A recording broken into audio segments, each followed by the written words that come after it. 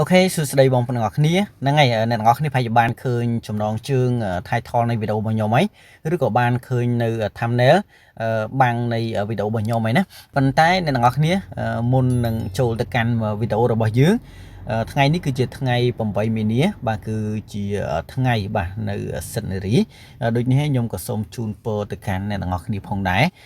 ដែលសារជូនពរនេះខ្ញុំក៏បានធ្វើការជូនពរទៅកាន់ community របស់យើងដែលនៅក្នុងក្រុមមួយនេះហ្នឹងហើយអ្នកទាំងអស់គ្នានេះគឺជាក្រុមមួយដែលខ្ញុំនឹងធ្វើការចែករំលែក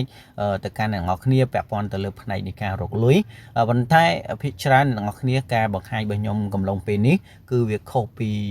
ការមុនឆ្ងាយព្រោះដោយការមុនគឺខ្ញុំធ្វើការបង្ហាញទៅកាន់អ្នកទាំងអស់គ្នាការរកលុយនេះគឺវាចម្រុះតែម្ដងបាទមិនថា website មិនថាធ្វើអីទេគឺខ្ញុំបានធ្វើការបង្ហាញច្រើនប៉ុន្តែឥឡូវនេះដោយសារតែគ្នាយើងគាត់តែង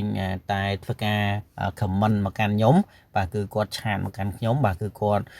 ចង់ធ្វើការរកលុយបាទជាមួយនឹងកម្មវិធីមួយណាដែលវាមានភាពងាយស្រួលជាងអីចឹងណាហ្នឹងអញ្ចឹងអ្នកនរគ្នានេះគឺជាវីដេអូមួយដែលខ្ញុំនឹងធ្វើការបង្ហាញពាក់ព័ន្ធទៅលើបាទនេះគឺ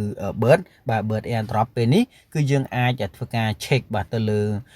កាក់របស់យើងបានតែយើងទទួលបានចំនួនប៉ុន្មានកាក់បាទសម្រាប់ការលេងរបស់យើងតោះអូខេអញ្ចឹងយើងចូលទៅកាន់ Airdrop របស់យើងតែម្ដងហ្នឹងហើយនេះគឺជា Bird បាទដែលយើងបានធ្វើការសន្សំតាមរយៈ level បាទអូខេអញ្ចឹងខ្ញុំចុចទៅលើ start មកហើយខ្ញុំចុចទៅលើ start ទៀតខ្ញុំនឹងចូលមកកាន់នេះហើយពាក់ព័ន្ធទៅលើ Bird គឺគេធ្វើការទិញនៅ level បាទអ្នកនរគ្នាប្រហែលជាបានដឹងណាគឺ level ដូចជា30ជាងគឺចប់ហើយបាទដែលយើងអាចធ្វើការសន្សំបន្ទុកបន្ថែមអូខេអញ្ចឹងនៅពេលដែលចូលមកខ្ញុំឃើញតម្រងនេះខ្ញុំចុចទៅលើថា continue បន្ទាប់មកអ្នកនរគ្នានឹងឃើញបាទនេះគឺជាបន្ទុករបស់ខ្ញុំដែលខ្ញុំអាចទទួលបានបាទអញ្ចឹងទៅគឺ eligible ដែរអ្នកនរគ្នាអាចមើលកន្លែងហ្នឹងណាខ្ញុំទទួលបាន 334344 Bird ណាខ្ញុំទទួលបានប៉ុណ្ណឹងសម្រាប់ airdrop មួយនេះអ្នកនរគ្នាការបែងចែកកាក់គឺទទួលបានច្រើនប៉ុន្តែទទួលបានច្រើននេះកុំអអយើងមិនទាន់ដឹងថាតើតម្លៃនៃកាក់មួយនេះនៅពេលដែល list ចូលទៅកាន់ទីផ្សារ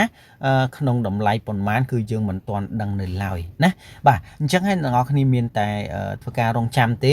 ហើយសម្រាប់អ្នកទាំងអស់គ្នាកុំអាសួរខ្ញុំថាតើយើងត្រូវធ្វើការដកទៅណាពេលនេះគឺយើងអត់ទាន់អាចធ្វើការដកបានទេអ្នកនរគ្នាអាចធ្វើការរងចាំសិនទៅនៅពេលដែលមានការអាប់ដេតថ្មីអីខ្ញុំនឹងធ្វើការបញ្ជាក់បាទនៅក្នុង community ឬក៏តាមchannel YouTube របស់ខ្ញុំនេះអញ្ចឹងហើយអ្នកនរគ្នាអាចតាមដាន channel YouTube របស់ខ្ញុំឬក៏នៅក្នុង channel Telegram តិចទៅពាក់ព័ន្ធទៅលើ Airdrop ខ្លះមានគ្នាយើងគាត់មិនអាចតាមដានព័ត៌មានបានពេញលេញណាដូចនេះហើយ Airdrop ដែលការបែងចែករបស់គេដែលសមរម្យដែលអាចទទួលបានលុយច្រើនដែរគ្នាយើងបែរទៅជាអត់ប៉ុន្តែសម្រាប់ Airdrop ខ្លះការបែងចែកមិនសមរម្យលុយបានតិចប៉ុន្តែគ្នាយើងគាត់តាមដានទៅលើព័ត៌មានទៅគាត់តាមដានតន់ទៅលើ Airdrop ហ្នឹងណាអញ្ចឹងហើយគាត់ទទួលបានលុយតិចទៅតាមហ្នឹងអញ្ចឹងទៅអញ្ចឹងហើយអ្នកនរគ្នាគួរតែតាមដានពាក់ព័ន្ធទៅលើ Airdrop នីមួយៗការបែងចែកគឺវាមិនដូចគ្នាទេវាអាចបានតិចឬក៏អាចបានច្រើនអញ្ចឹង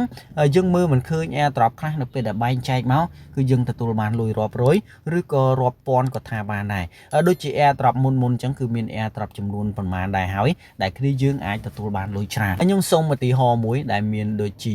ខ្ញុំសូមឧទាហរណ៍តែ2ទេបាទដែលមានដូចជា Soso ហើយនិង Pi Network ជាដើមសម្រាប់ Pi Network មានគ្នាយើងទទួលបានលុយខ្ទង់2ទៅ3000ដុល្លារអ្នកខ្លះក៏ទទួលបាន